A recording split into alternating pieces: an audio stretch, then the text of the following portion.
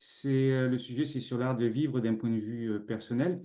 À l'origine, j'ai fait cette présentation parce que j'ai été invité à une conférence sur Ancia qui s'est passée au mois de février dernier à Tampa, qui était justement sur l'art de vivre. Et la personne qui organisait bien, le groupe qui organise, que je connais bien, m'a invité donc à faire une présentation sur l'aspect personnel de l'art de vivre. Je me suis demandé pourquoi. Puis après, je me suis dit peut-être que c'est parce qu'ils savent certaines choses sur ce que j'essaie de faire.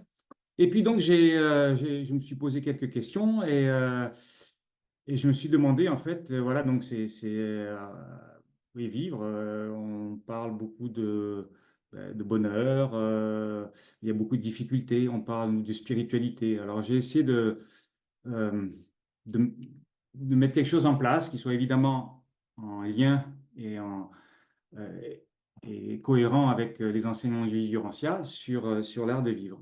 Donc, ce que je vous propose, c'est un petit voyage qui part des besoins humains, et qui mène au bonheur, rien que ça. Enfin, je vais prendre ce point de vue surtout d'un personnel. C'est ce qui va occuper sans doute la plus grande partie de ma présentation. Après cette partie-là, je donnerai quelques éléments par rapport d'un point de vue culturel, en regardant les cultures plus avancées qu'on pourrait considérer comme modèles, parce que je trouve que c'est pertinent. Et après, je vous offrirai une petite synthèse et finalement, on aura je pense, une bonne heure, voire plus, pour discuter des questions que vous pourriez avoir, ou des sujets qui seraient intéressants. D'ailleurs, le long de ma présentation, telle que je me connais, je vais sans doute poser quelques petites questions auxquelles je ne vais pas répondre, qui sont peut-être tangentielles ou au-delà du périmètre que j'ai dans l'état d'esprit de présenter. Donc, n'hésitez pas, si c'est des questions qui vous intéressent, à les noter. Et puis, on pourra en discuter. Je pense que ma présentation durera entre 40 et 50 minutes. Voilà. Le, donc, quand on parle de besoins, on va partir des besoins. Donc, dans le chemin qui part des besoins au bonheur, des besoins humains, moi qui dis besoin, ça rime avec la communication non violente, la CNV, qui a été fondée par Marshall Rosenberg dans les années 70 et qui est basée sur plusieurs éléments, dont la non-violence, en particulier des religions, on parle de Gandhi, de Martin Luther King, et aussi sur la psychologie humaniste de Abraham Maslow en particulier, et aussi la théorie des besoins humains fondamentaux qui est origine de Max Neff.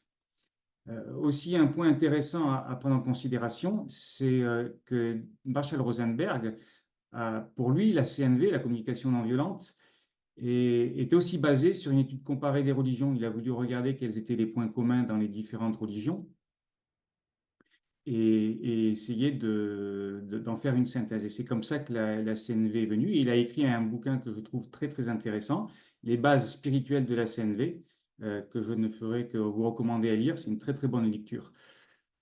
Voilà. Donc, les besoins, pour moi, ça part avec, c'est très, très explicité dans la CNV. Et c'est pour ça qu'on va jeter un petit coup d'œil sur ce que c'est.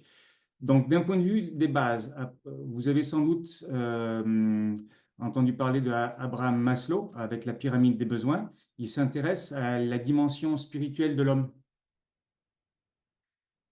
et à ses états de conscience. Et il explique surtout la motivation de l'homme par la hiérarchie des besoins. C'est d'ailleurs ce qui définit ce qu'est un besoin. C'est en rapport avec la motivation. Et la pyramide des besoins de Maslow, à un certain ordre, il part des besoins assez basiques, assez matériels, comme physiologiques, et il évolue petit à petit vers le sommet de la pyramide, qui correspond à des besoins plus, on va dire plus spirituels. Et voilà. Et donc, l'idée, c'est qu'on a besoin de nourrir les besoins de base de la pyramide avant de pouvoir se consacrer plus sereinement aux besoins plus évolués. Voilà à quoi ressemble la pyramide de Maslow. Les besoins de base, les besoins physiologiques. Ensuite, on peut les catégoriser par sécurité, il y a la notion d'amour, d'appartenance, d'estime de soi. Et quand on arrive au sommet de la pyramide, c'est l'auto-actualisation. C'est là qu'on parle de créativité, de spontanéité. Et c'est aussi que je mettrai au sommet de cette pyramide les aspects de spiritualité. Je ne vais pas rentrer dans les détails, hein, c'est pas mon objectif n'est pas de rentrer dans les détails des besoins de la pyramide de Maslow. C'était juste pour expliquer les fondations de la CNV et d'où ces besoins viennent. Si on rentre maintenant dans le domaine plus psychologique, dans les besoins humains fondamentaux, Manfred Max Neef, lui, il a considéré le rôle du thérapeute qui n'est pas de résoudre les problèmes. En général, on imagine un thérapeute, il est là pour résoudre nos problèmes. Mais là, ce n'est pas le cas. Le thérapeute, il est là en tant que conseil pour aider à déterminer, aider les gens à comprendre comment ils fonctionnent et quelles sont leurs motivations et donc vraiment au fond d'eux-mêmes, quels sont leurs besoins. Lui, il a fait une décomposition des besoins de subsistance, protection, affection, compréhension, liberté, loisir, liberté. La liberté étant vers le sommet. Ce n'est pas exactement la même structure, mais c'est la même idée que la pyramide des besoins de Maslow. Le point important ici, c'est que le thérapeute ne fait pas le boulot pour le patient, il l'aide. Et il l'aide spécifiquement à se mettre en lien avec ses besoins. Alors, pour être plus précis, définissons un petit peu ce qu'on veut vraiment dire par besoin. Il y a plusieurs manières de l'exprimer. Ce que j'aime bien, c'est la notion de force motrice innée. C'est-à-dire que c'est inné et c'est une force qui est motrice, qui nous met en mouvement. En fait, en CNV, on dit que tout ce qu'on fait, tout ce qu'on pense, c'est en fait pour nourrir des besoins. Donc, ça correspond aux impulsions de vie, ça correspond à nos aspirations, à nos motivations, à nos intentions. Ne pas confondre des besoins avec une dépendance physiologique ou psychologique. Ce n'est pas une question d'égoïsme. On n'a pas besoin de manger, on n'a pas besoin de drogue, on n'a pas besoin d'aller voir un film. Ça, ce sont des stratégies éventuellement pour nourrir les besoins. On peut avoir une dépendance par rapport à certaines de ces stratégies. Ce ne sont pas les besoins. Les besoins, ils sont universels. Donc, ils ne se réfèrent ni à une personne, ni à une chose, ni à une action, ni à un lieu. C'est des besoins qu'on peut avoir, qu'on a tous en fait, mais plus ou moins à différents moments. Par exemple, après avoir fait du sport et avoir travaillé toute une journée, eh ben, on a un plus gros besoin de repos que au matin, au réveil, après une bonne nuit de sommeil. Donc, on a tous ces besoins, mais en fonction de ce que l'on vit, ben, certains besoins sont assouvis, d'autres non. Et s'ils ne le sont pas, au bout d'un moment, ils deviennent plus vivants et on a besoin de les assouvir. Donc voilà, je vous donne aussi un peu plus bas quelques exemples de catégories de besoins. Une fois de plus, le premier niveau, ils sont des niveaux physiques, matériels, en ce qui rapporte à la survie, notre côté animal. Et plus on évolue, plus il devient sociaux. Et au bout, il y a les besoins qui sont en rapport au sens de la vie et à la spiritualité. Donc ça, ce sont les besoins d'un point de vue de la communication non violente et de ses racines. Alors maintenant, vous pourrez vous demander pourquoi je parle des besoins d'un point de vue de la communication non violente. Peut-être que vous ne connaissez pas, peut-être que vous vous dites, ouais, bon, c'est peut-être pas ce qu'il y a de mieux, enfin, ça date des années 70, c'est peut-être assez obsolète. Finalement, il y a peut-être mieux. Nous, on a le livre du Rancia, c'est quand même une révélation d'époque. Alors, je pense qu'on peut trouver mieux dans le livre du Rancia. Eh bien, voyons voir ce que nous dit le livre du Rancia. Le livre du Rancia nous dit au fascicule 100, la croissance spirituelle est d'abord un éveil aux besoins. Ensuite, un discernement des significations. Et enfin, une découverte des valeurs. Donc vraiment, là, on voit que si on veut avoir une croissance spirituelle, il semblerait que d'abord, ce soit un éveil aux besoins. Et ensuite, les fameuses significations, valeurs, beauté, bonté, vérité. Et la manifestation se fait par l'amour, animé par un esprit de service désintéressé et dominé par l'adoration sincère des idéaux de perfection de divinité. Et c'est l'ensemble de cette expérience qui constitue la réalité de la religion, par contraste avec les simples croyances théologique. Donc, ce que nous dit le livre du Rancia, c'est que ça commence, cette évolution spirituelle commence à l'éveil aux besoins. Alors, on peut se demander, qu'est-ce qu'ils veulent dire par éveil?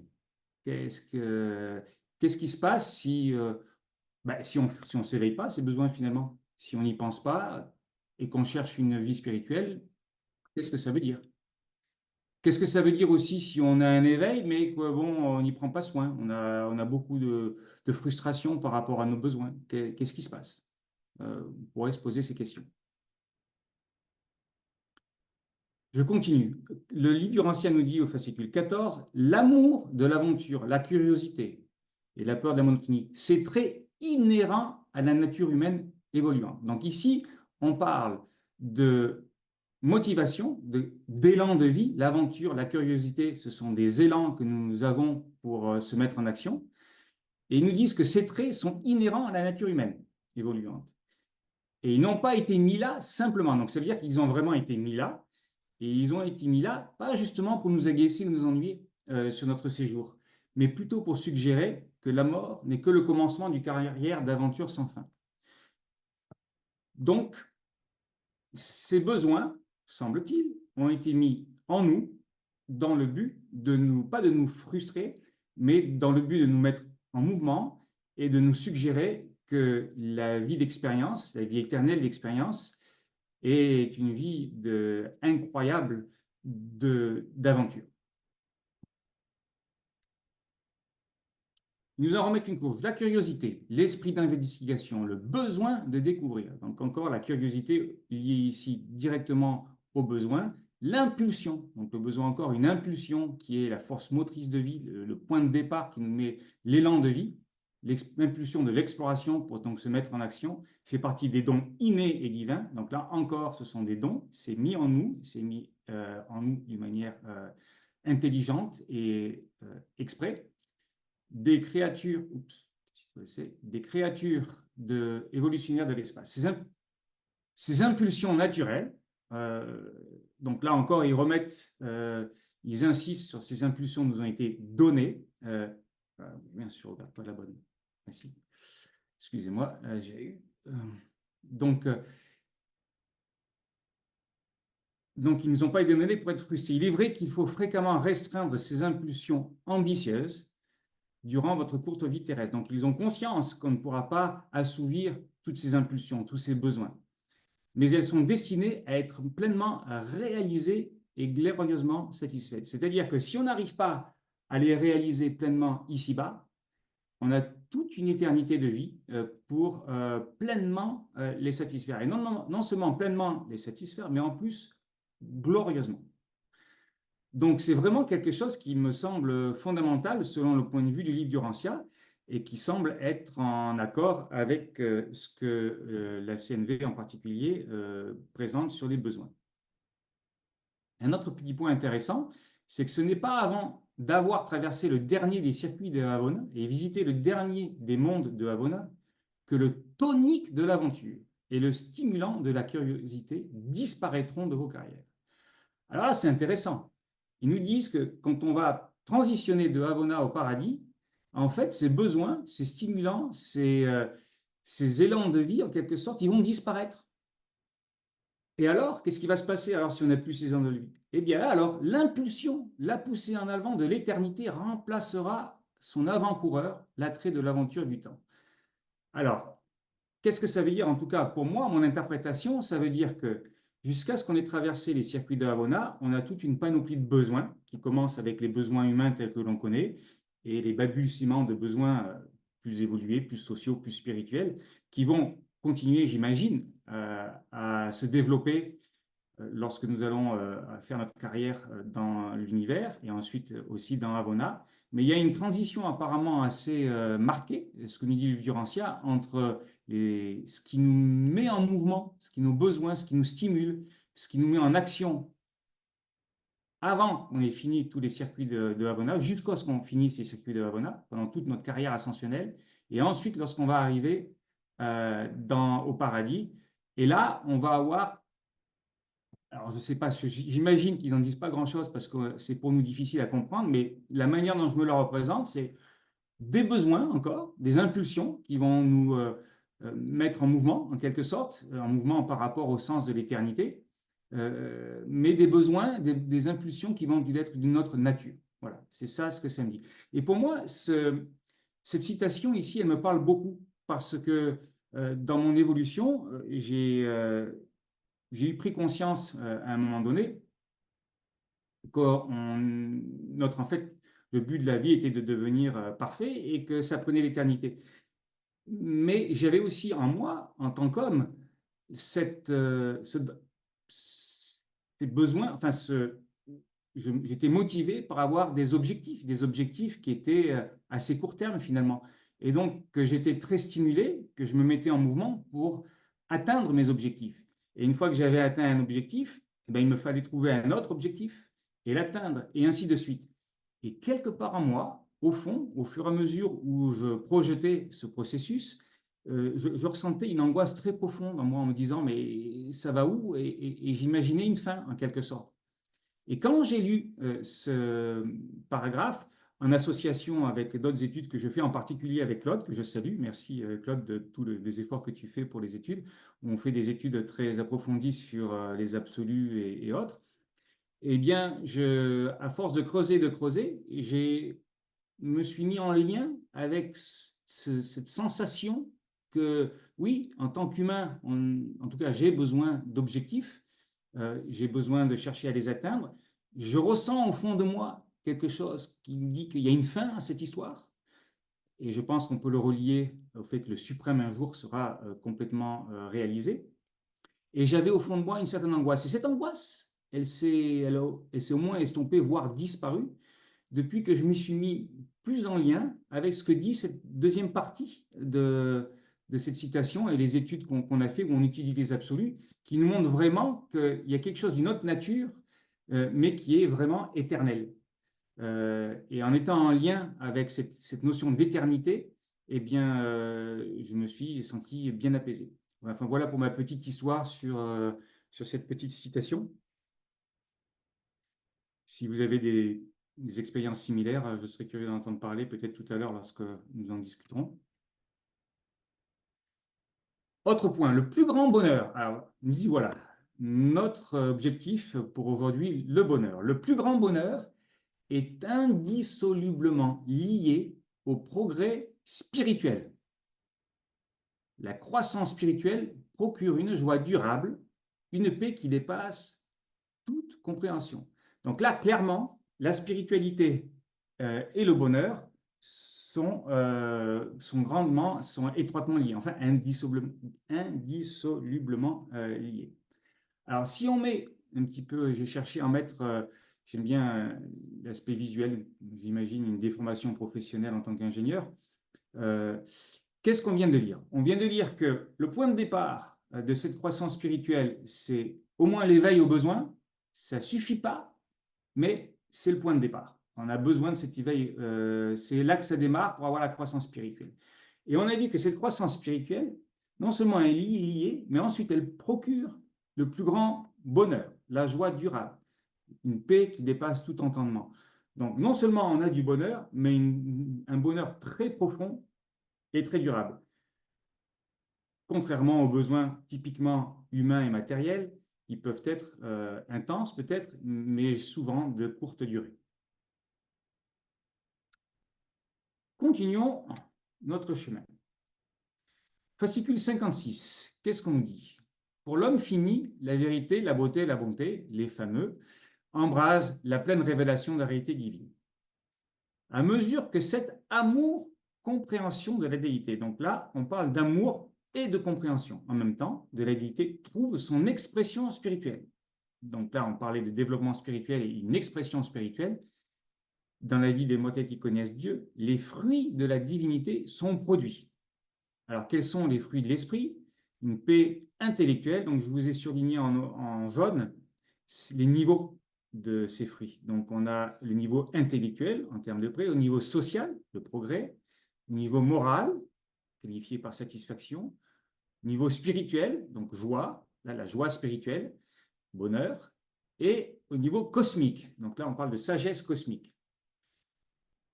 Les mortels les mortels avancés sur un monde au 7e stade de lumière et de vie ont appris que l'amour est la plus grande chose de l'univers. Et ils savent que Dieu est amour.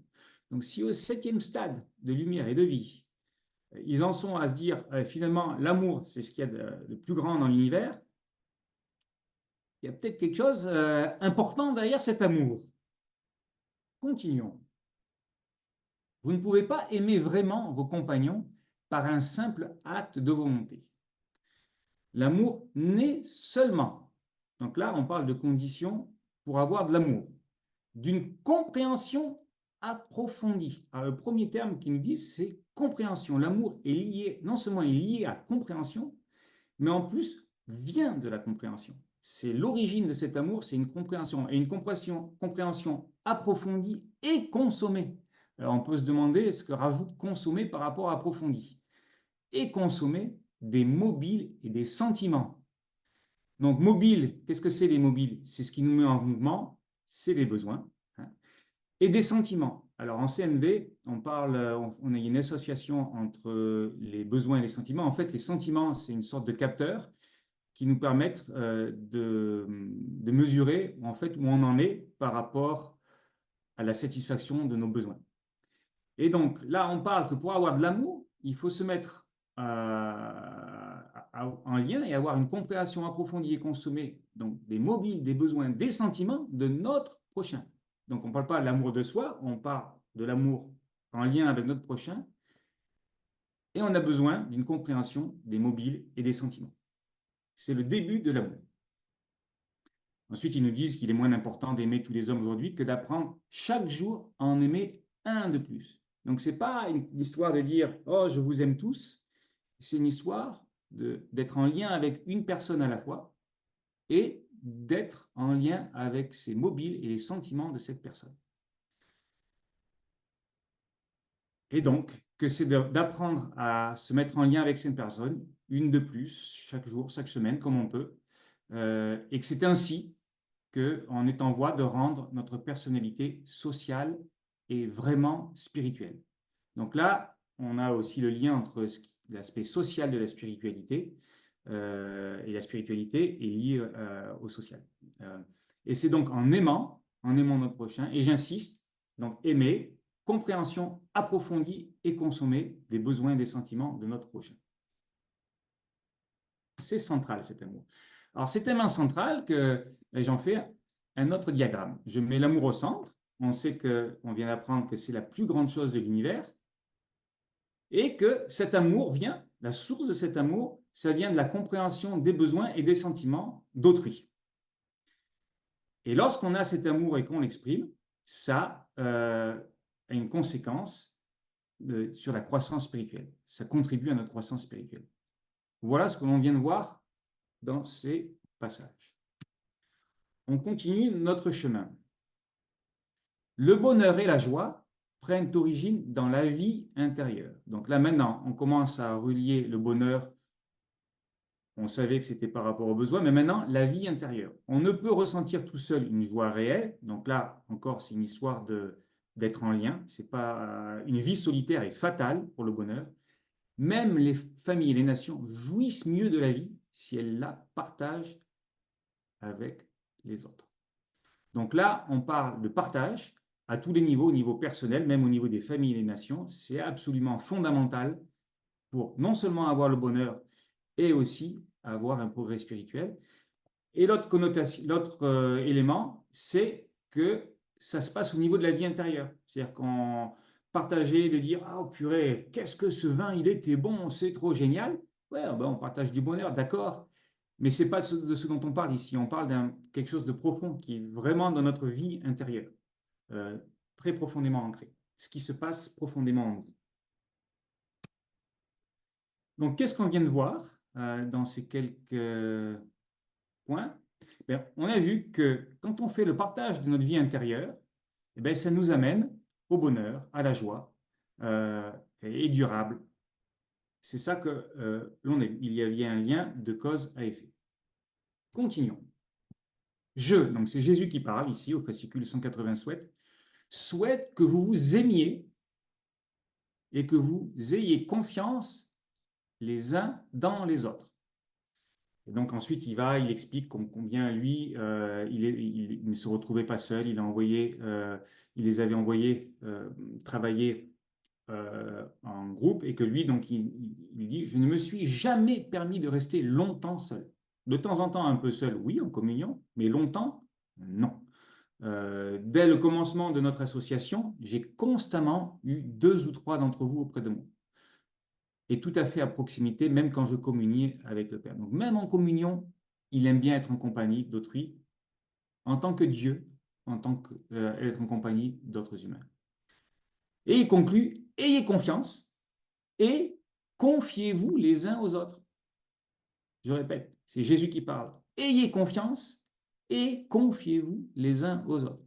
C'est une de ses admonitions à la fin de sa vie. Je dirais même là, je crois que c'était pendant ses apparitions, même après sa vie. Donc c'est un point très fondamental. On continue. Vous vous aimerez les uns les autres d'un amour nouveau et remarquable, comme Jésus qui parle, je vous ai aimé. Alors là, je me suis permis de... Il y avait quelque chose de regarder, j'ai regardé la traduction anglaise d'origine et en fait, une traduction plus littérale de amour nouveau serait une affection universelle. Et personnellement, je préfère un peu la notion d'affection, pardon, pas universelle, nouvelle, parce que quand on parle d'affection, il y a quelque chose de plus sentimental, de plus vivant, de plus doux.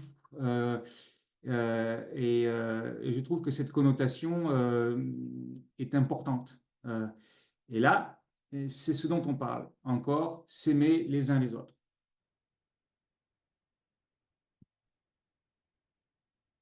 Que voyons-nous ensuite? Dans une section au fascicule 52, qui se rapporte à la clairvoyance spirituelle, la manière la plus rapide de réaliser la fraternité des hommes sur l'ancien. Donc là, maintenant, on entre un petit peu dans un contexte plus social, la fraternité des hommes, et d'effectuer la transformation spirituelle de l'humanité d'aujourd'hui.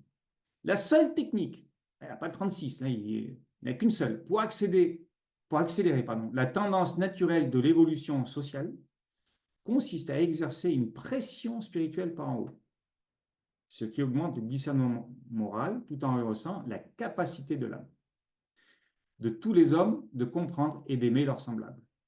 Donc là, on en revient. Donc on parle d'amour, on parle d'essayer de la réaliser sur une grande échelle. Ça s'appelle la fraternité des hommes. Et ça se passe avec une pression spirituelle qui, d'un côté, et qui, de l'autre, se traduit par une augmentation de la capacité de l'âme.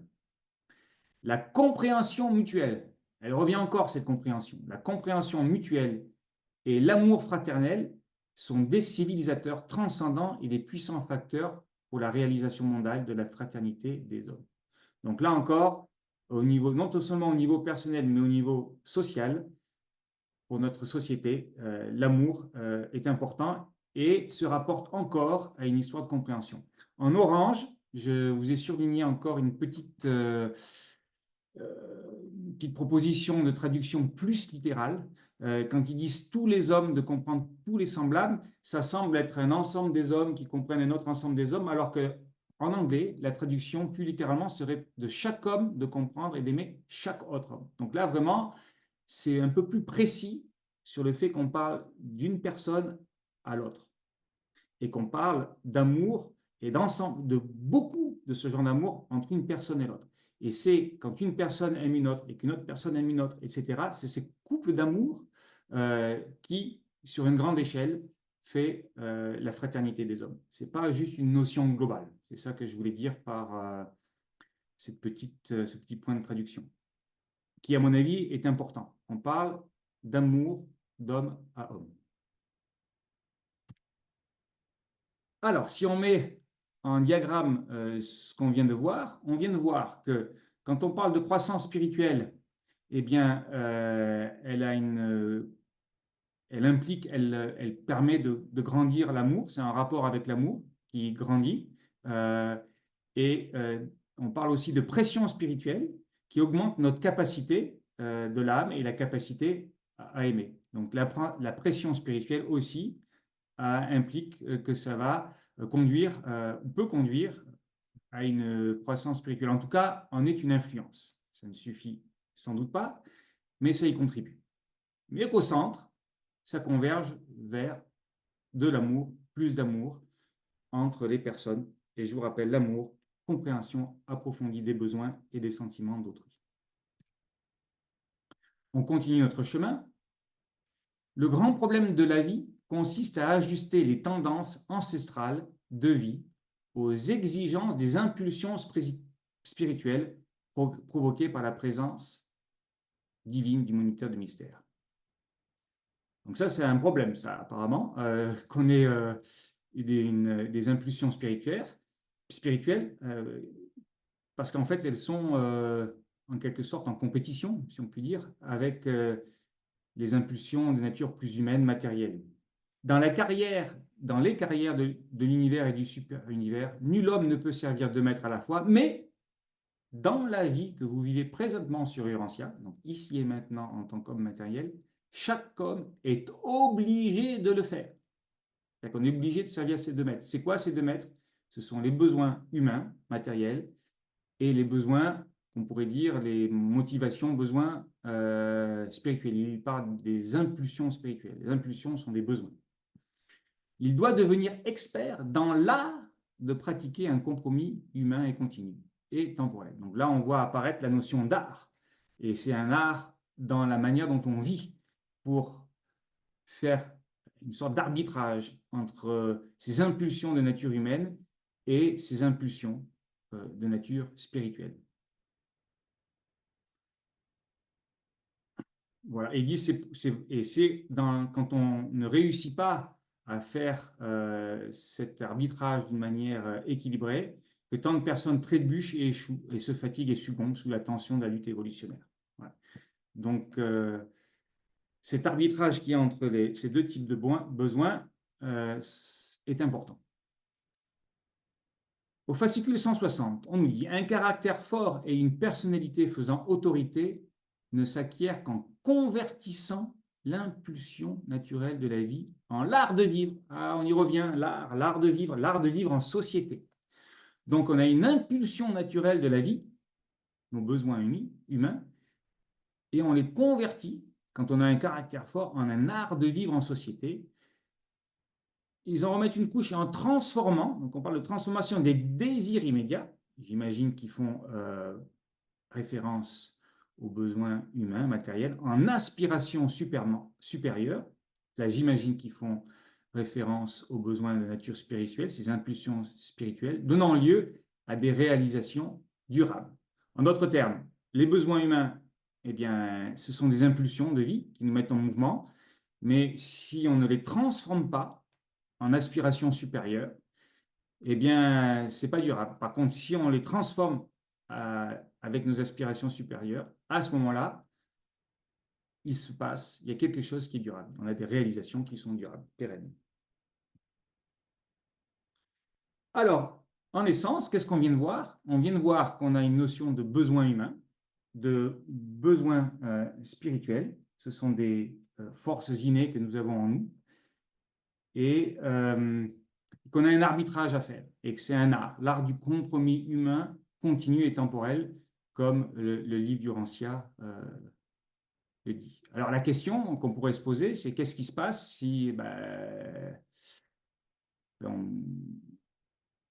balance penche du côté des besoins humains? On pourrait aussi se poser la question, qu'est-ce qui se passe si la balance a tendance à peser vers les besoins plutôt spirituels au détriment des besoins humains? Quelles en sont les conséquences?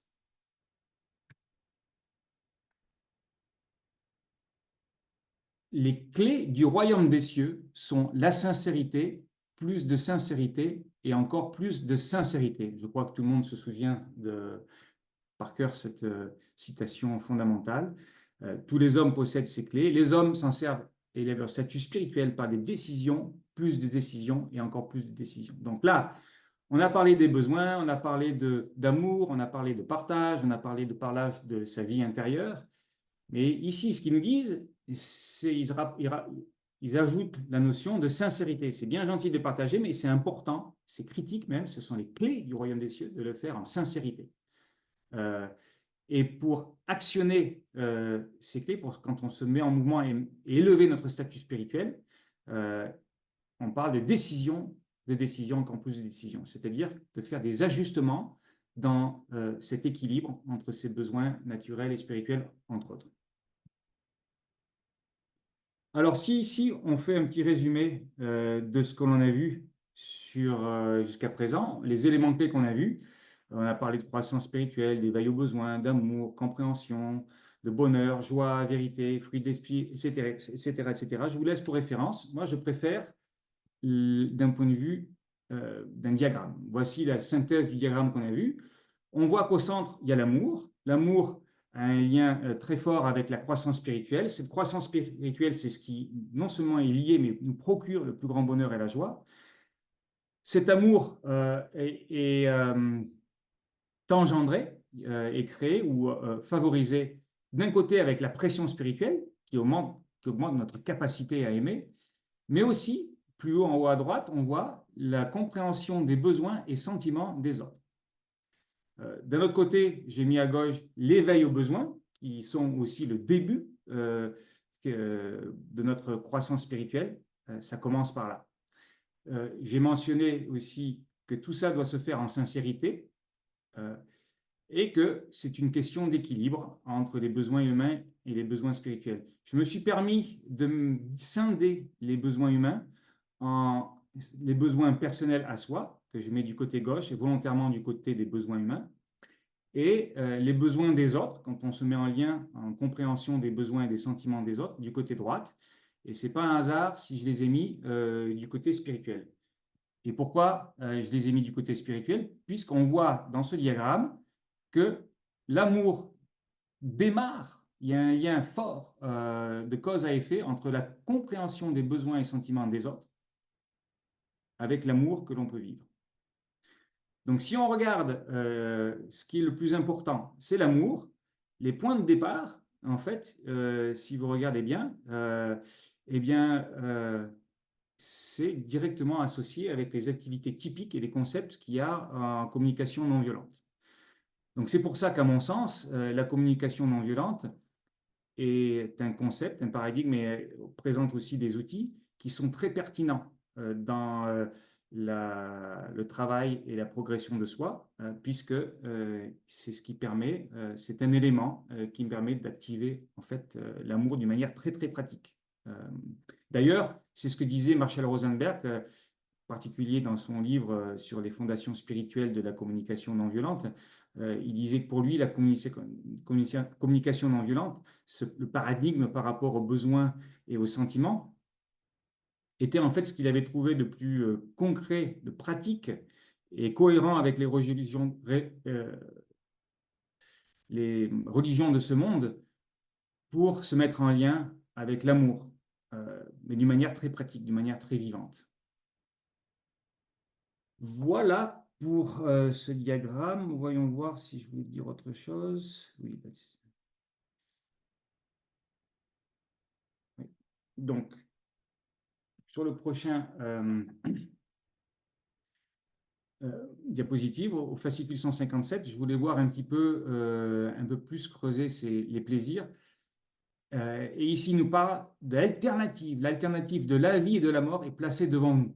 D'un côté, les plaisirs coupables du temps. Alors là, je trouve qu'ils y vont un peu fort. La prochaine diapo va un petit peu atténuer ce point-là.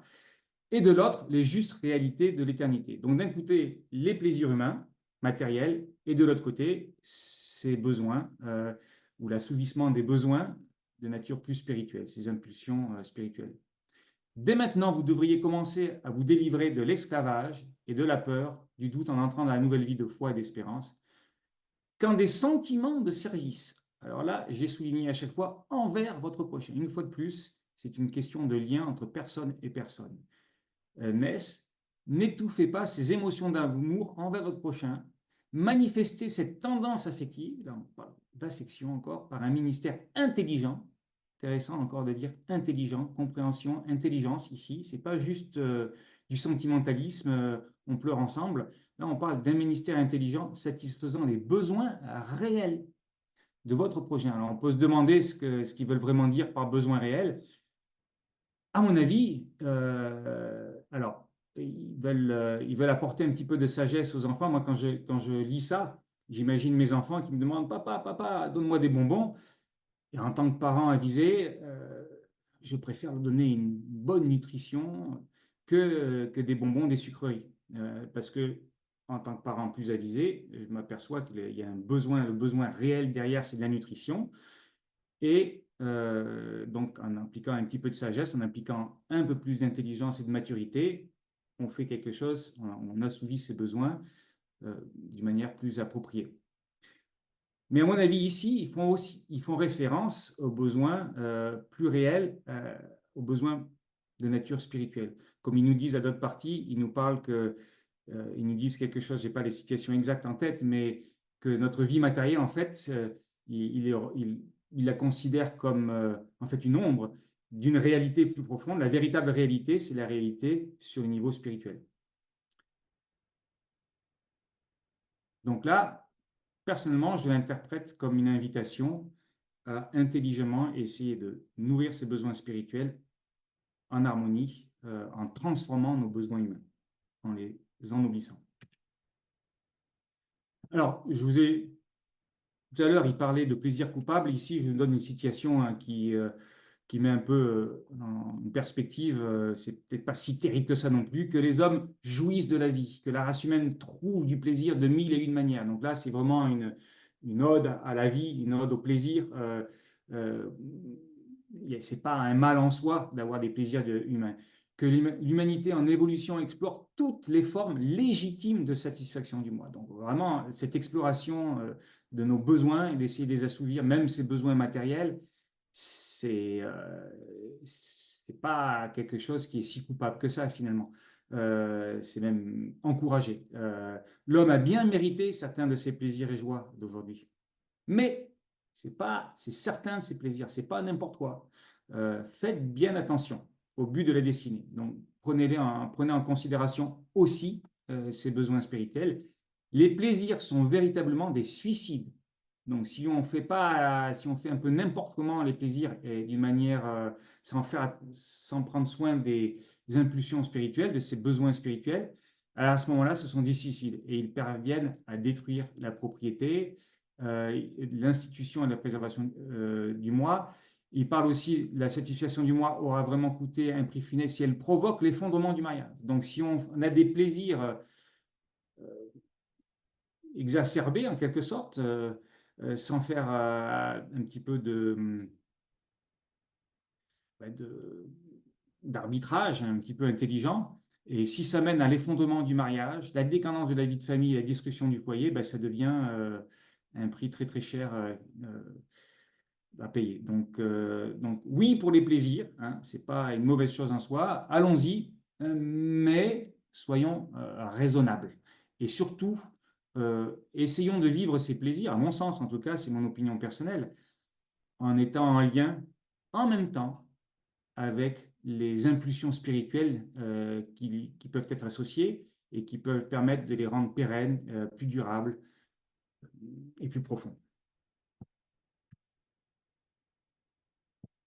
Ici, ils en rajoutent une couche, les plaisirs physiques, spécifiquement, ne peuvent satisfaire la soif de l'âme. Donc là, en fait, ils disent les plaisirs, oui, certains plaisirs, si on est raisonnable, oui, mais en fait, on peut pas, ils ont des limites. Et on a besoin de se mettre en lien avec ses besoins et l'assouvissement des besoins de nature spirituelle. Car la poursuite mal avisée du plaisir n'augmente pas l'amour du foyer des enfants, même en épuisant les ressources de l'art. Donc l'art, les couleurs, les sons, la musique et la parure, on ne peut entretenir ainsi l'espoir d'élever l'âme ou de nourrir l'esprit. En d'autres termes, les plaisirs physiques sont d'ici. Tout ce qui est poussière redeviendra poussière en eux-mêmes, ils ne permettent pas de construire, d'étoffer notre âme et ainsi de construire les bases de notre vie éternelle. On a besoin de se mettre en lien avec l'esprit.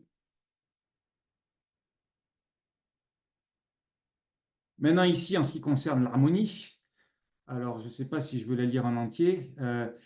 Quand le développement de la nature intellectuelle anticipe. Donc en fait, ici, il parle, je ne vais peut-être pas la lire en entier, il parle qu'on a besoin d'un équilibre en fait entre les pouvoirs physiques, mentaux et spirituels. Ils ont besoin de se développer d'une manière harmonie, une harmonie trine, comme ils disent, pour qu'un maximum de lumière et de vérité puisse être communiqué avec un minimum de danger temporel et de risque pour le véritable bien-être d'un tel être.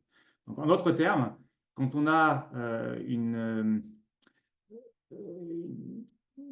sorte de pression spirituelle, comme ils disent, quand on a une impulsion de nature spirituelle, ils parlent d'un danger, il y a un danger temporel. Mais ce danger, il n'est peut-être pas complètement éliminé, mais il est au minimum lorsque on se développe de manière harmonieuse entre les niveaux physiques, mentaux et spirituels. Et c'est par cette croissance équilibrée que l'homme fait un par un l'ascension des cercles de progression planétaire depuis le 7e jusqu'au 1er. Donc cette croissance équilibrée est un aspect fondamental qui est en lien avec cette fameuse balance entre les besoins humains et les besoins spirituels. Voilà pour la partie principale qui était le chemin vers les besoins jusqu'au bonheur, en passant par l'amour et l'esprit. Je vais vous faire quelques petites notes sur l'aspect culturel. Donc on va regarder les cultures qui pourraient être une inspiration pour nous, hein, comme Adam et Ève, l'ère de lumière et de vie, et finalement les mondes des maisons. En ce qui concerne Adam et Ève, le livre du Ancien nous dit au fascicule 45, ces fils matériels représentent le type le plus élevé d'être à reproduction sexuée, c'est-à-dire nous. Hein, c'est le maximum, c'est le plus élevé qu'on puisse imaginer dans notre contexte humain matériel, que l'on rencontre sur les sphères éducatives des univers en évolution. Ils sont vraiment matériels. Donc ce sont des créatures matérielles, mais c'est le plus haut type. Les stades avancés d'un monde ancré dans la lumière et la vie représentent l'apogée du développement matériel évolutionnaire. On ne peut pas faire mieux. Donc, puisqu'on ne peut pas faire mieux dans le contexte de notre vie matérielle, ça semble être un bel objectif, la lumière et la vie. Donc, de se concentrer un petit peu sur ce qu'ils disent. Alors, finalement, j'ai fait un petit peu la revue de ce qu'ils nous disent sur les Adam et Ève, sur l'ère de lumière et de vie, aussi sur les mondes des maisons. Et finalement, il y a quand même, les éléments se recoupent. Et qu'est-ce qu'on y voit? On y voit des éléments comme l'oisiveté, les frictions, ils se dissipent au fur et à mesure où on évolue. La pauvreté, les inégalités sociales aussi se dissipent jusqu'à ne presque plus exister. La dégénérescence a disparu. Il nous parle de la science, les arts, l'industrie. Ça par contre, ça fleurit. La vie économique. Donc, il y a toujours une vie économique. Ce n'est pas quelque chose dont on oublie, mais elle est devenue éthique. La guerre, c'est du passé. La maîtrise de soi rend lentement périmées les lois établies par les humains. Alors ça, c'est intéressant, hein, de mettre un lien entre les lois qui sont obligées de compenser le manque de maîtrise de soi. Et donc, plus on évolue, plus il y a la maîtrise de soi, et de ce fait, il y a besoin de moins en moins de lois. On pourrait se demander si dans l'ère de lumière et de vie, est-ce que ça s'équivaut à l'anarchie, par exemple? Est-ce que ce serait viable? C'est une question, hein. Qu'est-ce qu'on y voit d'autre? On parle d'écoles. Les écoles sont améliorées. Elles se consacrent à l'éducation du mental et à l'expansion de l'âme.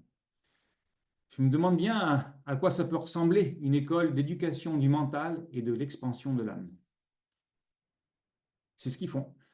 Les centres artistiques sont exquis, donc il y a beaucoup d'art, de musique, c'est magnifique. Il y a les cultes, les temples pour le culte, et les écoles associées de philosophie et de religion expérientielle. Il parle d'écoles de religion expérientielle. À quoi ça peut ressembler, ça, ces écoles de religion expérientielle?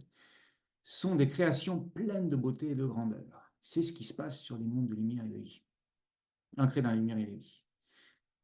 Les dispositions relatives au jeu, donc on parle de jeux de compétition, d'humour, d'accomplissement personnel et collectif, tout ça, ça s'améliore. La littérature, l'art oratoire s'épanouissent, les langages s'améliorent, la vie est d'une simplicité rafraîchissante. Donc là, on parle au fur et à mesure où on avance dans l'air et lumière et la vie, ils disent aussi à d'autres endroits qu'en fait, la vie se simplifie, en quelque sorte. L'homme a coordonné le niveau de développement mécanique avec un accomplissement intellectuel inspirant et a éclipsé par les deux un accomplissement spirituel exquis. Donc, il y a toujours du développement mécanique, mais c'est fait en harmonie intellectuellement et spirituellement. La recherche du bonheur dans les mondes ancrés dans la lumière et la vie. On parle de la recherche du bonheur est une expérience de joie et de satisfaction. Donc, c'est plus une expérience pénible à ce moment-là dans ces mondes avancés. Déjà, ils recherchent le bonheur et l'expérience de cette recherche du bonheur est une expérience de joie et de satisfaction. C'est plus aussi fastidieux que ça peut l'être pour certains d'entre nous.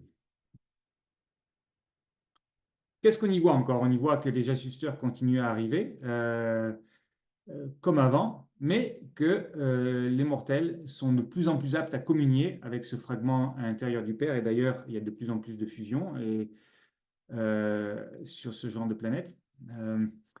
Et ils nous disent aussi qu'il soit clair que les mécanismes administratifs et les techniques gouvernementales d'un univers ou d'un super-univers ne peuvent en aucune manière limiter ni retarder le développement évolutionnaire ou le progrès spirituel. Même sur une planète comme la nôtre, même pour un mortel individuel sur notre sphère. En d'autres termes, même si on est sur une planète, si on vit sur une planète retardée, où il y a beaucoup de péchés, de mal, beaucoup de problèmes, eh bien, cela, si on a vraiment envie d'évoluer spirituellement, ça ne peut en aucune manière nous limiter, ni même nous retarder. C'est intéressant ça. Donc, pas d'excuses en fait pour nous, hein. Les limitations dues à l'environnement ne peuvent pas non plus, même sur un monde isolé, contrecarrer l'aboutissement personnel. Donc là, ils en remettent une couche. On ne peut pas contrecarrer. Si on a vraiment en nous cette communion spirituelle, ce désir, ce besoin, et on cherche à assouvir ce besoin spirituel, cette impulsion, eh bien, même les limitations de l'environnement ne peuvent pas nous en empêcher. Et Jésus, entre autres, en était un exemple lumineux. Sur le cinquième monde des maisons, bien, qu'est-ce qu'on y voit? On commence à réaliser la plus haute destinée des mondes évolutionnaires, car ils peuvent normalement progresser jusqu'à ce stade durant leur développement planétaire naturel. En d'autres termes, ce qu'on voit sur les stades avancés des mondes ancrés dans la lumière et la vie, ça correspond à peu près au cinquième, sixième monde des maisons. Donc, on y trouve une culture et des niveaux de vie similaires. La culture de ce monde des maisons correspond en général à la période primitive de lumière et de vie. En fait, je propose une traduction légèrement différente, la première ère ou stade initial de lumière et de vie, plutôt que primitif, sur les planètes en évolution. Donc, on parle de la même chose finalement. Ici, on a remis une petite couche. Pendant leur séjour sur le monde numéro 6, les étudiants du monde des maisons atteignent un statut comparable au développement supérieur caractéristique des mondes évolutionnaires qui ont progressé normalement au-delà du stade initial de lumière et de vie. En d'autres termes, tout ce qu'on a vu jusqu'à présent par rapport à ce qui se passe dans une société ancrée dans la lumière et la vie, sur un monde physique, c'est aussi ce qui se passe sur les mondes des maisons avancées. Et ça correspond aussi à peu près à la culture des Adam et Ève matérielle. Et ici, ils nous disent que c'est vers le cinquième ou le sixième monde des maisons que, en fait, la plupart du temps, statistiquement, c'est là que s'opère la fusion. C'est pas obligé, ça peut être avant, ça peut être après, mais en majorité, ça correspond au stade de fusion. Donc, ce qui se passe dans la société, ce qui se passe au niveau de l'individu est lié.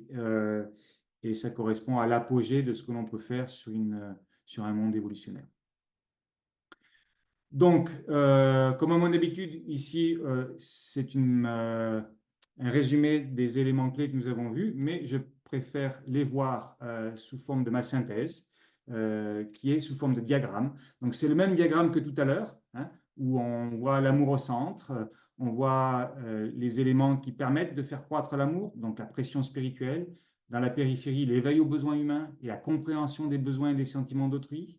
On parle aussi que l'amour, c'est équivalent au partage de sa vie intérieure, donc se confier les uns les autres, et qu'en faisant cela, ça crée l'amour.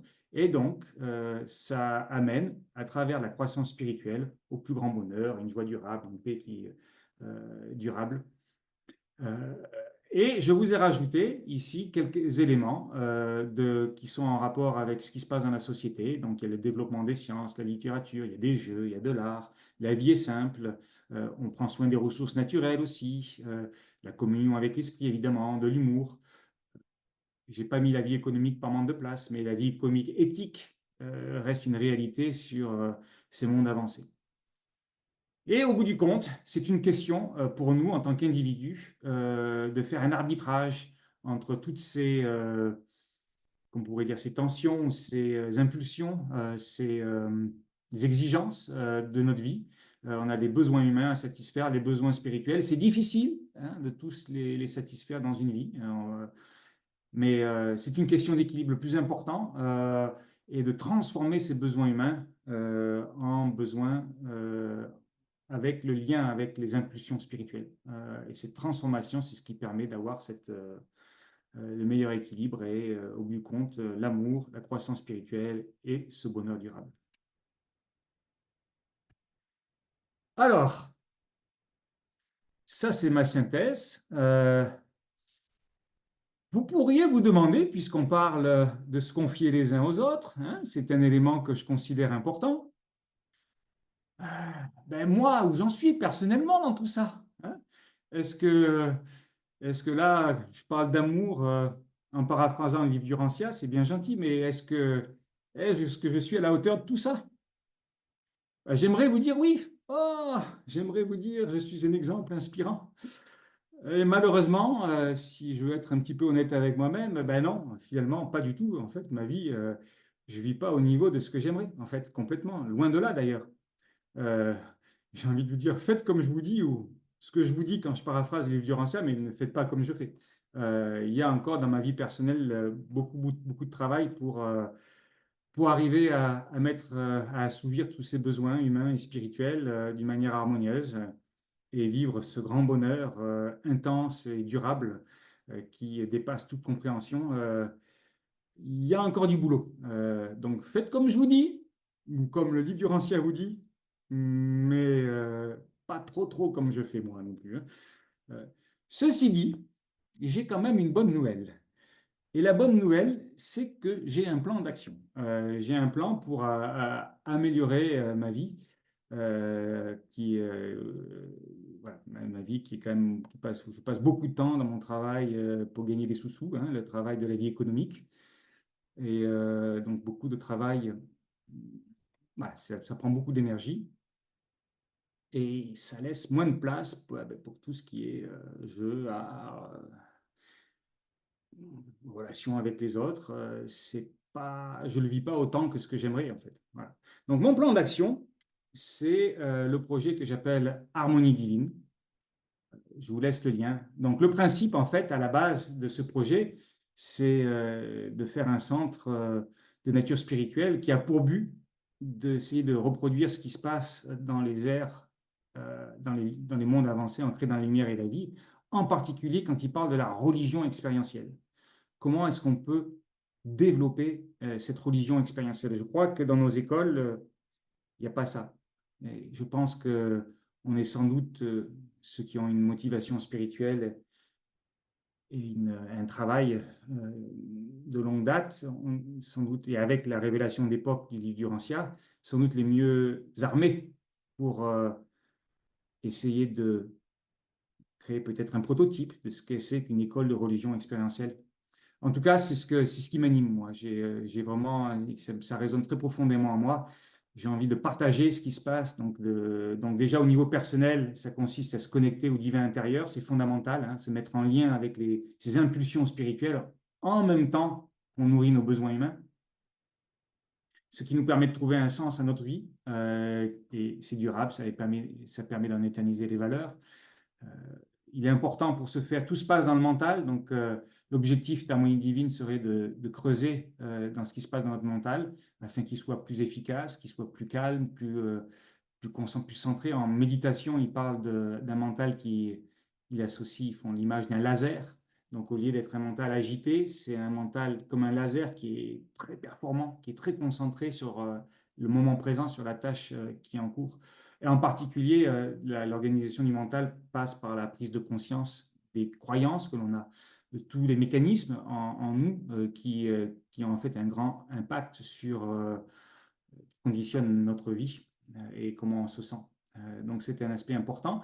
L'amélioration donc, de tous les aspects de notre vie, donc les niveaux physiques, intellectuels, mental, spirituel, social, que je mentionne ici sur la droite, et de le faire en fraternité. Et plus précisément, de fraterniser, de partager notre vie intérieure, comme on vient de le voir, ce qui mène à l'amour et au progrès spirituel.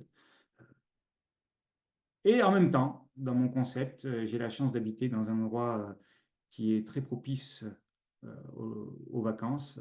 Il y a beaucoup de touristes qui viennent et donc de profiter de vacances organisées en même temps. Donc il y a un travail intérieur que l'on fait en fraternisant avec les personnes, on le fait d'une manière sociale. Et en même temps, d'un autre côté, on prend aussi un petit peu de bon temps et on prend des vacances. Voilà un petit peu la vision que j'ai d'Harmonie Divine. Une fois de plus, c'est développer le niveau matériel, donc tout ce qui est l'aspect physique, nutrition, le niveau mental. Donc on sait que le niveau mental, c'est le mental ressentant, pensant et percevant, jusqu'au niveau spirituel, et le social en partageant.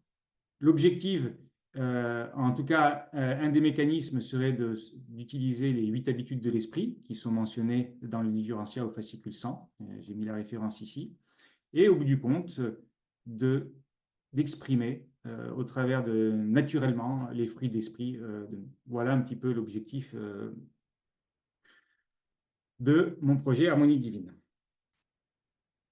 Alors, j'ai pratiquement terminé ce que je voulais vous dire. Je vais vous donner un lien pour ceux qui sont intéressés pour avoir accès à cette présentation. Je vous mets en référence les 8 habitudes de l'esprit qui sont au fascicule 100. Je vous ai mis la liste ici et je vous ai mis en gras le partage de votre vie spirituelle avec celle de vos compagnons. C'est en fait l'habitude de l'esprit sur laquelle je me suis concentré sur cette présentation, hein. C'était le point fondamental euh, qui est le partage de notre vie intérieure. Je vous mets aussi en référence la prière, en particulier les conditions efficaces de la prière, hein. Très très intéressant, mais ça c'est l'objet peut-être d'une autre présentation.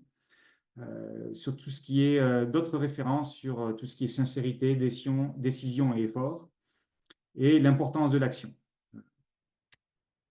Ici, je vous résume quels sont les fruits d'esprit, hein, qui sont exprimés à 3 endroits dans le livre Urantia. Dans le livre Urantia, je vous mets en surligné l'amour, qui est un point central et qui est fortement relié à ces interactions, à ce partage de notre vie intérieure. Et ici, je propose ici un petit atelier de groupe, mais on ne va pas le faire ici. C'est juste peut-être une petite suggestion pour ceux qui se retrouvent de temps en temps en groupe. Ça peut peut-être éventuellement se faire lors de groupes d'études ou peut-être faire en plus de groupes d'études, des groupes de partage, justement des groupes de partage de notre vie intérieure. Je vous donne les références qui motivent l'importance de faire ce genre de travail. Et peut-être qu'une manière de le faire, hein, c'est une suggestion, c'est d'inciter à partager une expérience personnelle de vie intérieure qui a apporté de la joie d'un côté, et puis ensuite une autre qui est peut-être plus difficile pour nous. Là, je vous mets en garde d'un point de vue pratique, de partager des expériences de la vie intérieure qui sont difficiles. Ça peut ouvrir déjà des sentiments. Ça peut déjà être difficile à faire pour beaucoup de personnes. On a beaucoup de pudeur, voire de honte. Et c'est pas quelque chose dont on a l'habitude de faire. Donc, c'est pas quelque chose qui est aisé quand on demande quelqu'un de faire cela. Et ça peut être difficile. Et puis, il y avoir des expressions émotionnelles assez intenses qui arrivent. Et donc, attention, c'est quelque chose de très sensible, hein. Mais si on veut progresser, sincèrement, honnêtement, se mettre en lien sincère. Si on a le courage, comme ils disent les Durantia, ben, ça passe finalement par là. Donc voilà, c'est une invitation. Et le troisième point serait une invitation de regarder ce qu'on pourrait faire pour améliorer justement ces difficultés. Une fois qu'on les a mis, qu'on les a bien éclairées, ce qui peut prendre beaucoup de temps hein, au passage. Hein. Si vous tentez ça dans un groupe d'études, peut-être que vous allez vous apercevoir que si tout le monde joue le jeu, en fait, ça peut prendre toute la place. Euh, et éventuellement, une fois que ce travail est accompli, de peut-être imaginer des petits pas. J'insiste sur la notion de petits pas. Il n'y a pas besoin de résoudre tous les problèmes du monde. Un petit pas, il vaut mieux faire un petit pas chaque jour que tenter un grand pas d'un seul coup. C'est plus pérenne, c'est plus durable vers une amélioration. Voilà quelques petites suggestions que vous pouvez éventuellement essayer d'en faire l'expérience dans vos groupes variés d'études ou autres. Eh bien, ça conclut ce que j'avais à vous dire. Donc, je vous remercie d'avoir eu la patience, pour ceux qui ne sont pas partis, de rester jusqu'à la fin. Et je vous mets donc les contacts de Projet Harmonie Divine avec ici le lien où vous pourrez trouver cette présentation si ça vous intéresse de la télécharger. Et maintenant, on peut ouvrir la partie qui est sur les discussions, questions-réponses et discussions thématiques à propos de Oui, ce tu sujet. as juste arrêté ton partage d'écran toutefois. Alors, partage d'écran. Voilà. Voilà. Écoute, Gilles, merci beaucoup parce que moi, c'est la deuxième fois que je l'entends. Je l'ai entendu au mois de février en anglais aux États-Unis. Et c'est là que je t'avais sollicité pour faire la présentation en français. Je trouve qu'elle est vraiment superbe. Euh, Ce que j'apprécie beaucoup, c'est le fait de l'application du CNV avec ce que le livre d'Urantia dit. On est capable de faire la juxtaposition et la meilleure compréhension de ce que le livre nous dit aussi. Et je pense aussi que pour ton centre, tu vas devenir un excellent facilitateur. Je te souhaite des centaines de personnes qui passent par là parce que, évidemment, tu peux, avec la CNV, tout de suite rehausser avec tout ce que le livre d'Urantia dit. Alors, bravo pour cette présentation, Gilles. Merci, Lynn. Alors, j'inviterai des gens pour des commentaires, pour des questions. Et voici, on a quelqu'un qui est bienvenu. Vas-y, tu peux ouvrir ton micro. Voilà, bonsoir. Merci d'avoir participé pour la deuxième fois à cette conférence. Je tiens à remercier Gilles de tout ce qu'il a présenté. Donc, tout ce que tu as présenté, c'est vraiment très bien. Pour moi, je n'ai pas une question. Donc, je suis comme observateur ou soit des participants. J'aimerais juste vous demander si vous pouvez m'envoyer le lien sur ma boîte Gmail pour les données que vous venez de partager. Et j'aimerais aussi demander pour les dimanches passés. Donc, si vous m'envoyez ça, je vais continuer à approfondir petit à petit. Et à la prochaine, commence à poser des questions par rapport au thème que vous allez soulever. J'espère que c'est tout ce que j'ai prévu pour le moment. Merci. Merci, bienvenue. Alors, inquiète-toi pas, je t'enverrai les liens nécessaires que tu vas avoir. Merci. Il y a Gaëtan? Ah oui, merci Gilles. J'ai beaucoup aimé ta présentation, très complète. Mais comme toi, je partageais cette anxiété, cette angoisse à penser que est-ce qu'il va y avoir une fin à ce désir d'aventure? Et je me disais, arrivé au paradis, là, je ne vais pas m'ennuyer pour l'éternité parce qu'il ne restera plus grand-chose à explorer. Alors je me demandais c'était quoi réellement le but de tout ceci.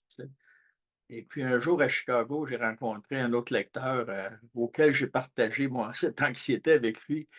Et il a dit, sais-tu, j'ai eu la même chose que toi un jour. Et la seule réponse que j'ai pu trouver pour lui, c'était que sûrement que Dieu va nous sourire rendu à cette étape-là, ce qui veut dire qu'il va y avoir d'autres choses. Alors, toi, tu viens de mettre le point, en fait, tu as exprimé, en fait, à travers cette citation-là, le parcours de l'éternité, en fait, le désir de parcourir l'éternité. Et je crois que ça va être une nouvelle aventure. Alors, je t'en remercie pour l'avoir partagé. L'autre chose, c'est que dans ta présentation, tu parles de pression spirituelle par en haut. Et là, je me posais la question, que veut dire la pression spirituelle par en haut? Alors, moi, je crois qu'il s'agit de l'ajusteur de pensée, de toutes les influences spirituelles qu'on reçoit de nos êtres célestes. Alors, tu me corrigeras si, ou tu m'expliqueras, toi, si pour toi, c'est la même chose. Et l'autre chose, cet état d'être dont tu dis que tu ressens aujourd'hui comparativement à ce que tu voudrais être, eh bien, tu n'es pas seul, là. Moi, je pense que j'ai encore beaucoup, beaucoup de chemin à faire. Et je me dis, au moins, j'ai fait le premier pas, c'est de vouloir. Alors, merci d'être aussi honnête et franc. Parce que je crois, des fois, c'est en tant que lecteur, ou des fois rendu, des fois, quand on anime des présentations, les gens peuvent penser qu'on est rendu là où on dit qu'en fait, où on exprime nos désirs. Mais nos désirs, souvent, ne sont que des désirs, ne sont pas souvent des réalités. Alors, je te rejoins dans ça. Alors, on a beaucoup de progrès. Je vais regarder à nouveau ta présentation. Je trouve intéressant tous les points que tu as mentionnés les uns après les autres pour satisfaire ce désir de croissance spirituelle. En fait, je crois que c'est une des choses les plus importantes, sans toutefois négliger nos besoins fondamentaux, nos besoins matériels, comme la santé. Il y a des fois, on travaille trop, puis on oublie de prendre soin de notre santé. Et la santé est très importante. Alors, merci infiniment de ta présentation. Déjà, merci à toi, Gaëtan, pour ton commentaire, de faire écho sur l'expérience personnelle de mon anxiété que j'ai partagée. Alors, je ne dis pas que ça me rassure, mais en tout cas, ça me procure de la joie d'entendre que d'autres personnes ont vécu, donc toi et apparemment l'autre personne dont tu fais référence, ont vécu ce genre d'anxiété. Je me dis, bah, je ne suis pas seul finalement. Et donc, il y a dans ce partage, il y a quelque chose de joyeux. Donc, je t'en remercie de faire écho à une expérience similaire. Ensuite, je crois que ton deuxième point, c'était quoi? Sur la pression spirituelle, c'est ça? Oui, oui. Oui, alors sur la pression spirituelle, oui, effectivement, l'ajusteur de pensée est à mon sens une des pressions spirituelles, une des inspirations. Je pense qu'il y en a d'autres. Ça commence, à mon avis, avec les esprits mentaux adjuva, en particulier l'adjuva d'adoration et ensuite de sagesse. Je pense que ce sont les premiers éléments d'inspiration spirituelle, les premiers éléments, les premiers escaliers en quelque sorte. Je pense qu'il y a aussi il y a tout ce qui se passe avec les anges. On sait que les anges, ils sont pas juste là pour nous préserver d'avoir un accident de voiture, même ils sont même pas là pour ça, principalement, ils sont surtout pour nous aider à spiritualiser notre mental. Ils ont accès à notre mental, ils font partie ce sont des descendants de la source 63e, le dieu du mental, et ils ont accès à notre mental, ils ne l'influencent pas d'une manière qui va à l'encontre de notre volonté, mais ils y ont accès et ils peuvent nous aider à faire des transformations. Et je pense que ça contribue aux, aux pressions. On parle évidemment de l'ajusteur de pensée. Il y a l'esprit de vérité, l'esprit mère aussi, le Saint-Esprit, qui sont aussi, à mon sens, des influences. Euh, et il y a aussi les révélations d'époque, comme le livre du Rancia ou des prophètes ou comme Jésus qui sont venus. Et toutes ces révélations d'époque où les personnes plus inspirées peuvent être aussi c'est extérieur, mais ça contribue à mon sens à la pression spirituelle qui vient d'en haut. Et il me semble que tu avais un troisième point et j'ai oublié. Troisième point, c'est que je rejoignais ton expression de dire que tu n'es pas nécessairement rendu là où tu enseignes. C'est-à-dire que ce que tu dis, ne faites pas ce que je fais, mais faites ce que j'ai dit, comme tu dis le livre du Ouais. Rancia. Ouais. Alors, Non, il y avait Ouais. Il y avait une petite Alors, pointe d'humour. Effectivement, je ne suis pas une référence. Le point, quand tu as parlé de ce point-là, moi, ce qui m'est venu en tête, c'est la notion de...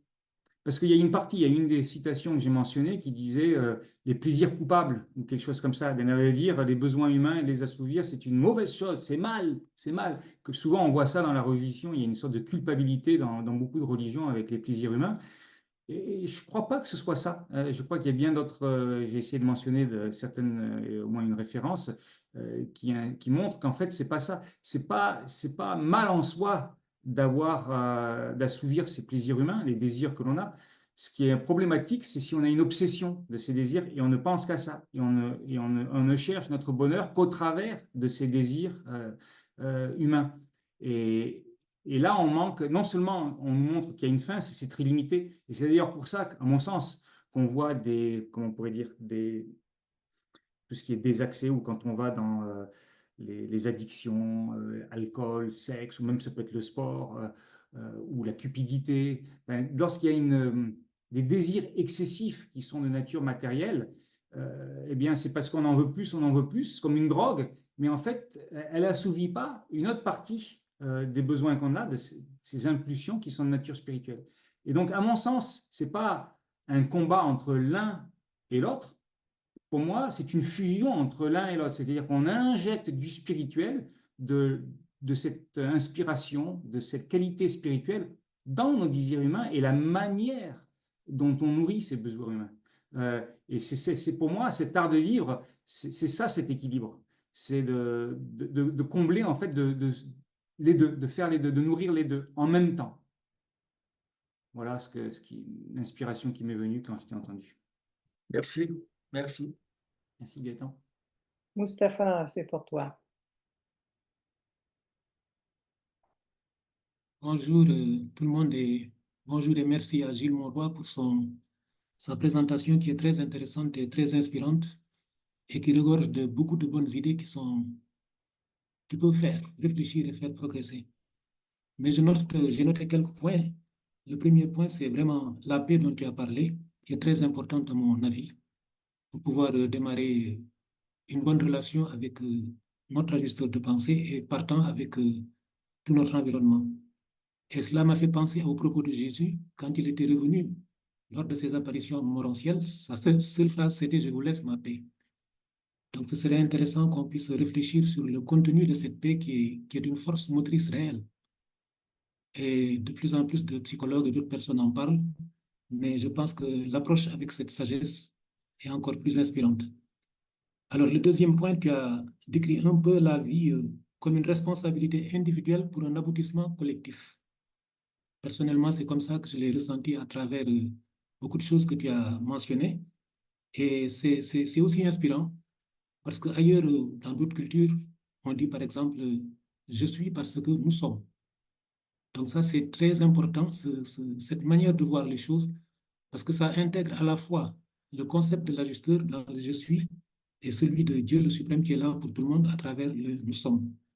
Et tu l'as mentionné, même si tu n'as pas peut-être insisté, mais tu l'as suffisamment relevé pour que cela puisse m'impressionner et je le note. Et l'autre point, c'est vraiment une transformation individuelle qui doit se faire à partir de la relation avec notre ajusteur de pensée. Tu as beaucoup insisté dessus. C'est aussi un point qui est important. Et cette transformation va naturellement, mais vraiment naturellement, tu l'as dit en parlant du monde des maisons, jusqu'à la relation directe avec Dieu en tant qu'ajusteur. Et nous avons un exemple que tu as beaucoup cité, c'est le cas de Jésus, qui a atteint cet état en tant que fils créateur incarné, mais surtout en tant qu'homme. Tellement en tant qu'homme qu'il se faisait appeler tout le temps fils de l'homme, pour montrer que c'est quelque chose auquel chaque homme pouvait parvenir. Donc ça également, c'est quelque chose qui est très important. Maintenant, pour la difficulté dont tu as parlé, c'est vrai aussi que quand on veut se lancer à la tâche, on pense que c'est difficile, mais tu as parlé de l'âme. Ce n'est pas nous qui faisons le travail, c'est notre âme qui le fait. Tu l'as aussi un peu relevé à certains moments dans ton discours. Et pour conclure sur tout ça, je dis que finalement, ça devient un art de vivre, mais qui n'est pas si différent de notre relation par rapport à nos enfants. tout ce que je viens de dire laisse beaucoup d'hommes ont soif de le faire avec leurs enfants. Ils feront un tel sacrifice. Mais la difficulté, c'est qu'on n'est pas porté à le faire avec les enfants des autres. C'est peut-être ça la difficulté. Et c'est tout l'enjeu de la lutte de l'homme hein, sur la planète Terre. Il faut qu'on arrive à transcender ce niveau par un autre. Tu as évoqué aussi beaucoup de difficultés, mais bon, je pense que toutes ces difficultés, c'est vraiment dans la vie. Et tu l'as suffisamment mentionné à beaucoup de moments. C'est vrai que nous vivons dans une société qui est très particulière avec beaucoup de problèmes. Et il y a des hauts, des bas, il y a des choses qui devaient être harmonisées qui ne le sont pas. Surtout, il y a toutes les conséquences que notre planète a vécues du fait des vicissitudes qui se sont passées. Tu l'as passé un peu sous silence, mais bon, on sait que ça fait partie des éléments que tu sous-entends. En tout cas, merci pour cela, parce que ce que je retiens, c'est qu'il y a vraiment possibilité de vivre, de développer un art de vivre réel, conforme à ce que Dieu attend de nous et de manière personnelle. Donc, c'est l'idée principale que je retiens et je conclue en disant que tu as donné beaucoup de recettes qui sont toutes aussi importantes les unes que les autres. Merci. Ben, merci Mustapha. Il y a beaucoup de points que tu relèves qui, à mon sens, chacun d'entre eux pourrait être une présentation, voire un séminaire en soi. Donc, c'est intéressant. Oui, ben, je te remercie. Je ne sais pas. Des questions pour Gilles, des commentaires?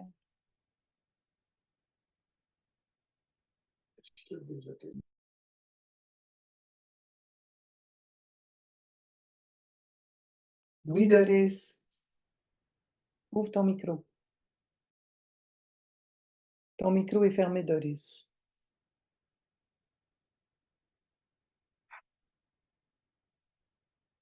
C'est encore fermé. T'as encore fermé ton micro, Doris. En bas à gauche. Le petit micro à l'écran.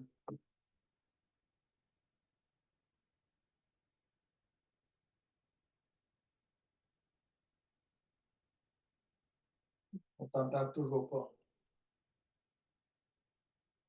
On t'entend pas, Doris. Doris, ton micro est fermé. On ne t'entend pas.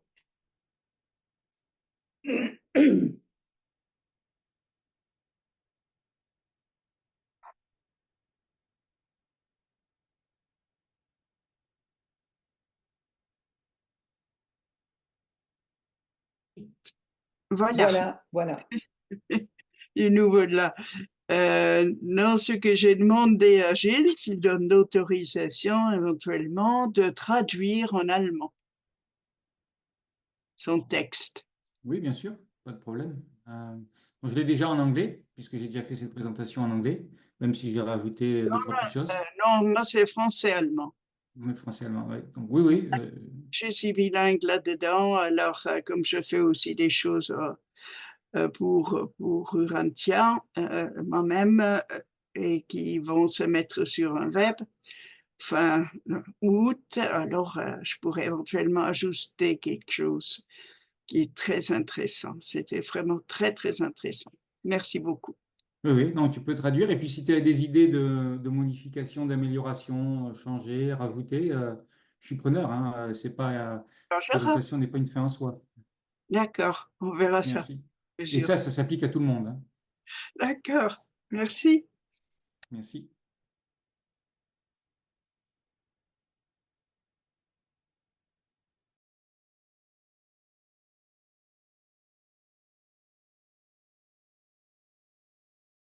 D'autres commentaires, des questions? Gênez-vous pas. Hassan, ton micro est fermé. Est-ce que tu parles? Non? Gilles. Oui, Gilles. Et juste pour te remercier, Gilles, j'ai beaucoup apprécié ta présentation et puis je vais la présenter avec des amis. On va faire une petite réunion de salon et puis ça va être très intéressant. J'imagine déjà notre plaisir qui va doubler. Alors, je te remercie pour tout ça. Ben, merci bien. Ben, je serais curieux d'entendre les retours de ce qui se passe dans ces présentations. Que ce soit la présentation ou l'activité de groupe que je suggère à la fin. Je suis preneur de feedback. Oui, c'est vrai que l'activité de groupe, Gilles, nous l'avons fait lors de la petite retraite qui a eu lieu en Floride et ça n'a pas été simple ni facile parce que les émotions étaient là. Et de s'ouvrir à des gens que tu connais pas, ben, c'est pas simple, c'est pas facile. Mais c'était très enrichissant. Merci. Oui, puis on n'avait pas beaucoup de temps. Je crois qu'on avait un quart d'heure pour ça. Donc, Oui, c'est limité. Pour vous donner une idée, souvent en CNV, quand on rentre dans les ateliers, les séminaires en communication non violente, c'est typiquement un jour ou deux minimum. Et les ateliers, souvent, sont des ateliers qui peuvent durer au moins une heure ou deux. Et souvent, il y a des manifestations émotionnelles. Et quand il y a un groupe qui se connaît mieux, c'est plus simple. Et ça prend du temps. Voilà. oui. Hassan, est-ce que tu avais levé ta main ou j'ai rêvé? Non. Et c'est d'ailleurs aussi la raison pour laquelle, à mon sens, ce que je veux proposer dans le projet Harmonie Divine, ce sont des stages qui, à mon sens, il vaudrait mieux qu'ils fassent, je les imagine de 2 semaines. Le retour que j'ai, oui, mais c'est trop long, Gilles, on n'a pas assez de vacances, oh là là. Mais le problème, c'est qu'en fait, ça prend du temps de faire ce travail-là. Il faut prendre le temps de creuser en soi, prendre le temps de faire confiance, de connaissance avec les personnes avec qui on est en stage, créer ce lien d'intimité. Et ça prend du temps, ça se fait progressivement.